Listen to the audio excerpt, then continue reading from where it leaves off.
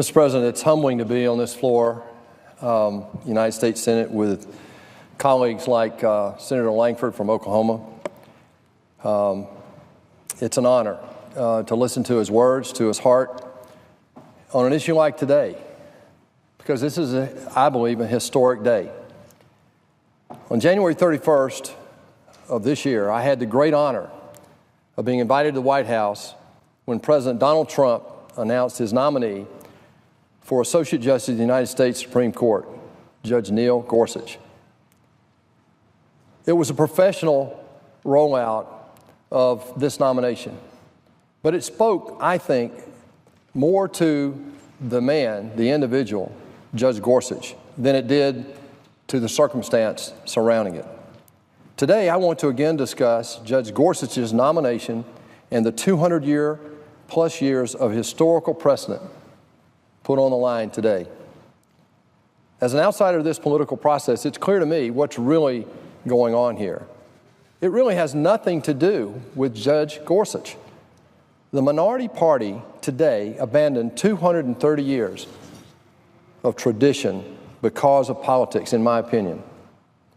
Never before in the United States history has a purely partisan filibuster killed a Supreme Court nomination.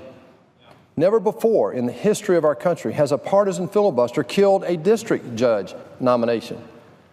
Never before, and until 2003, never before had a partisan filibuster killed a circuit judge nomination. 2003 was the first time in our history that the rules of the Senate were used in a purely partisan way to stop a judicial nomination. In 2003, the Democratic Party threw out over 200 years of precedent when it comes to circuit judge nominees and killed a circuit judge nomination. Today, they attempted to do the same thing when it comes to a nominee to the highest court in the United States. It should be noted, Republicans did not attempt to do this to either Justice Sotomayor or Justice Kagan when they were nominated by President Obama just a few years ago. Throughout our history, even the most controversial Supreme Court nominees have gotten an up or down vote, a simple majority vote, Mr. President. On that note, I'd also like to point out that there is no long-standing rule or tradition that a Supreme Court nominee must obtain 60 votes to be confirmed. Judge Clarence Thomas was confirmed by a narrow 52-48 margin.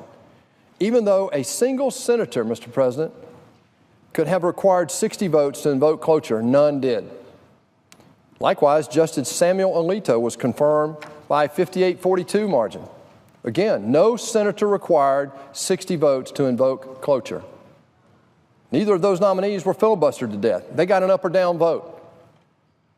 Mainstream media outlets have repeatedly fact-checked the minority party on this. For example, last week, the Washington Post said, once again, there is no traditional 60-vote standard or rule for Supreme Court nominations, no matter how much or how often Democrats claim otherwise, end quote.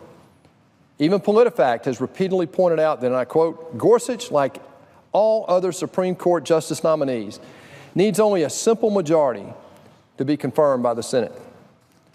Clearly, outside of this body, it's recognized in the media, and on both sides of the aisle for that matter, that there is no such thing as a 60-vote standard when it comes to the nomination and confirmation of Supreme Court justices. Additionally, the notion that the minority party filibustering Judge Gorsuch's confirmation is the same as our not allowing a vote last year. That logic just doesn't hold up. Last year, I joined many of my colleagues on the Senate floor in explaining why we felt it best not to give advice or consent on the nomination of a justice to the Supreme Court during a presidential election year. The integrity of the process, clearly outlined in Article 2, Section 2 of the Constitution, was at stake. It was about the principle, Mr. President, not the individual. Unlike the argument that it's tradition for a Supreme Court nominee to receive 60 votes, there is actual precedent for the position we took last year on President Obama's Supreme Court nominee. Former Vice President Biden, former Minority Leader Reid, and many other members of both parties have agreed that the political theater of a presidential election year should not influence the process. The last time a justice was nominated and confirmed by a divided government in a presidential election year was 1888. Clearly, there is more than 100 years of precedent for the position we took last year in not giving advice and consent. We took a position that was consistent with more than 100 years of actions and comments from members of both parties. So let's just get over that. This year stands on its own, independently. The time for debate on this issue has come and gone. Furthermore, it's obvious that what's at issue here is not Judge Gorsuch's qualifications. In 2006, Judge Gorsuch was confirmed to the 10th Circuit Court of Appeals by a voice vote in this body with no opposition. Again, no opposition here on the floor of the United States Senate, just 10 years ago. Then Senator Biden did not object. Then Senator Reid did not object. Then Senator Clinton did not object. And yes, then Senator Obama did not object. 12 current members of this body, including the current senior senator from New York, the senior senator from Illinois, the senior senator from California, did not object to Judge Gorsuch's confirmation back in 2006. It's a simple fact. They had the opportunity to raise an objection, and they did not do it.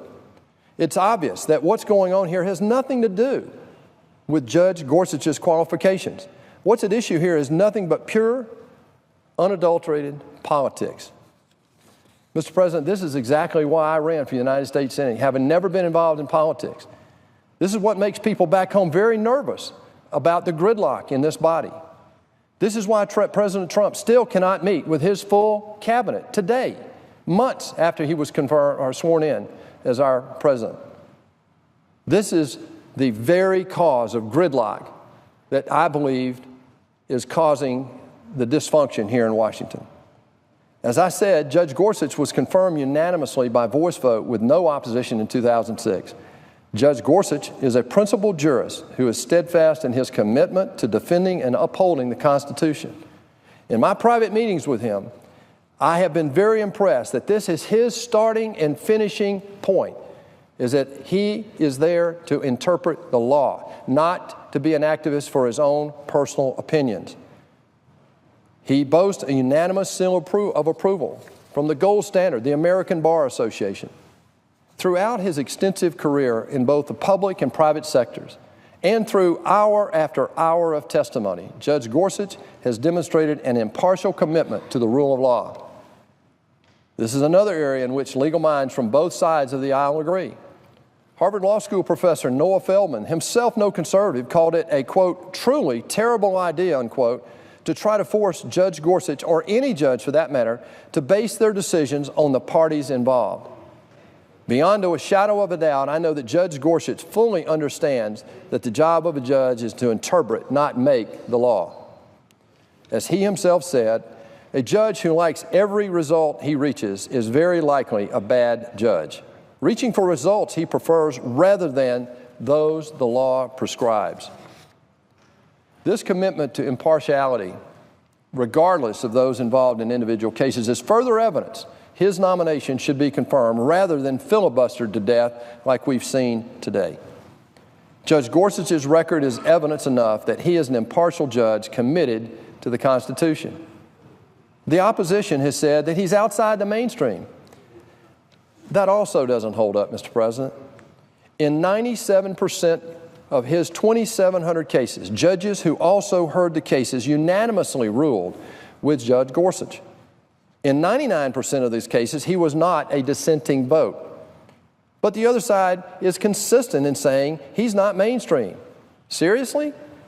How much more mainstream does he have to be? To that point, Judge Gorsuch has drawn praise from both liberals and conservatives alike.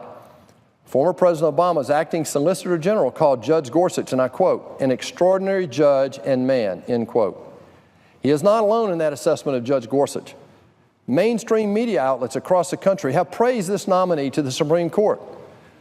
Recently, USA Today, the editorial board wrote, and I quote, Gorsuch's credentials are impeccable. He might well show the independence the nation needs at this moment in its history. The Washington Post editorial board wrote, and I quote, we are likely to disagree with Mr. Gorsuch on a variety of major legal questions. That is different from saying he is unfit to serve, unquote. The Wall Street Journal editorial board wrote, and I quote, "No one can replace Antonin Scalia on the Supreme Court, but President Trump has made an excellent attempt by nominating appellate judge Neil Gorsuch as the 9th justice," end quote. As I've noted, Mr. President, the minority party's move to filibuster Judge Gorsuch is not rooted in any actual precedent in the United States Senate. It also clearly has nothing to do with Judge Gorsuch himself. By any and all objective measure, he is a mainstream, well-qualified nominee to the United States Supreme Court. That is a point agreed upon by liberals and conservatives alike. Yet here we are still today, throwing out almost 230 years of tradition purely because of politics. This body must rise above this self-manufactured gridlock.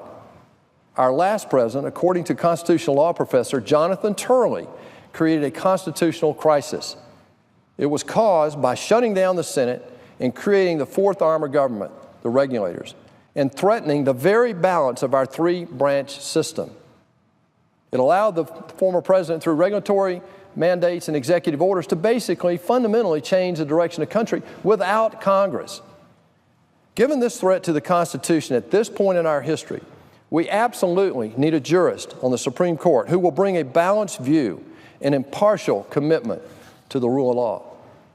It is imperative that we confirm Judge Neil Gorsuch tomorrow, a principled, thoughtful jurist to the United States Supreme Court.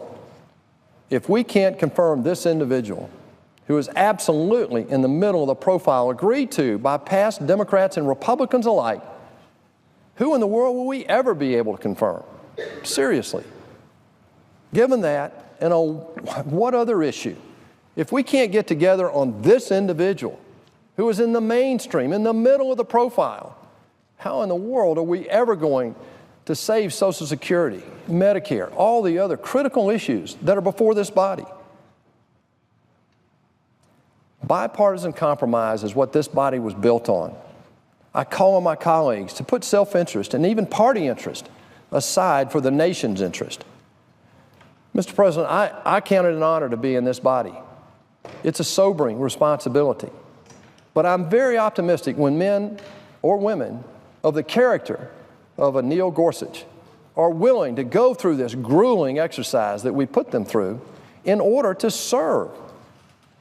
Because of that, I am proud tonight to be a part of a majority that stood up and precluded this from happening. I'm so excited that tomorrow we will confirm Judge Neil Gorsuch as the next Associate Justice to the United States Supreme Court. Thank you, Mr. President, and I yield back.